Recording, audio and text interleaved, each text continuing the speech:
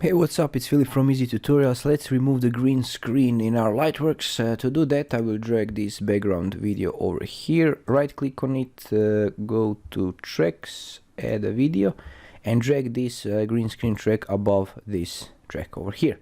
Next thing is to go to VFX tab over here. Make sure go to DVE and select this 2D DVE. Drag and drop this on a green screen like this.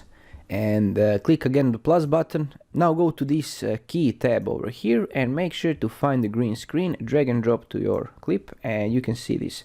If I click play, we have a guy dancing, but we have this little green on the face. So to reduce it, go to the chroma key settings over here, and now just increase this remove spill. And you can also play with the key softness to further smooth your video. And this is it. If you find this helpful, let me know in the comments below. Thanks for watching and have a nice day. Bye bye.